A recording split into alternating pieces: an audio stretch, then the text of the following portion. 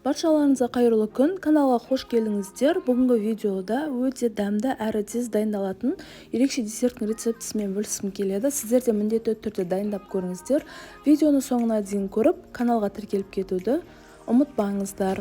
Ең алдымен таза дымқыл ыдысымызға 2 жұмыртқаны жарып салып, оның үстінен шым-шым тұз салып, 1-2 минут ағарғанша миксерлейміз. Содан соң дәміне қарай қант салып, тағы да 4-5 минут жұмыртқамыз ағарғанша жақсылап миксерлеп аламыз. Міне көріп тұрғандарыңыздай, біздің жұмыртқамыз осындай болып шығуы керек.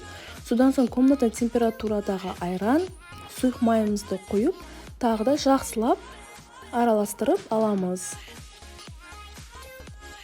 Миксерімізді алып тастаймыз. Келесі еліктен өткізілген ұнымызды саламыз. 2 шай қасық қопсытқыш салып, барлығын жақсылап араластырамыз.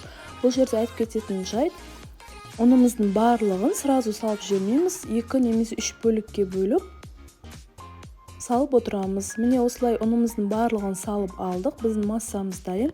Келесі формамызды сары майымызбен майлап, дайын болған массамызды құйып, жан-жағын тегістеп, түзетіп шығамыз. Өзімізге ұнайтын кез келген малина немесе клубника немесе шие бар болса, осылай бетіне кішкене сеуіп, 170 градуста 25-30 минутта пирогымызды пісіріп аламыз. Келесі креміне кірісетін боламыз. Ыдысымызға газымыздың астын жағып, сүт, крахмал, еліктен өткізілген ұн, қант, кішкене ванилин және де комната температурадағы сары майымызды салып, барлығын жақсылап араластырамыз. Бұл жерде газымыздың астын жай қойып қоямыз. Осылай 3-4 минут жақсылап араластырсақ, бізде осындай қою крем шығады. Міне көріп тұрғандарыңыздай, біздің пирогымыз өте әдемі дәмді болып пісіп шықты.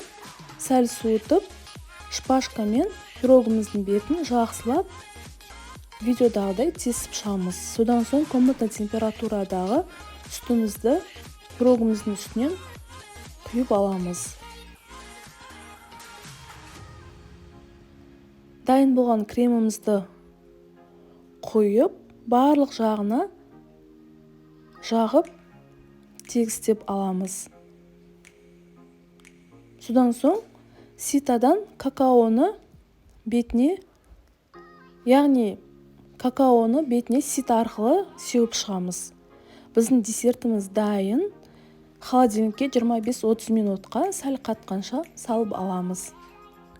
Құрамы мен мөлшерін төменгі описаниеден таба аласыздар. Бұл жерде өзіңіздің қалауыңыз бойынша кез келген формада пісірсеңіздер де болады. Міне біздің десертіміз дайын. Өзімізге қажетті бөліктерге бөліп, дәмін көре берсек болады. Өте дәмді болып шықты. Егер де видео рецепт ұнаса, каналға тіркеліп лайк басып кетуді ұмытпаңыздар. Ас болсын!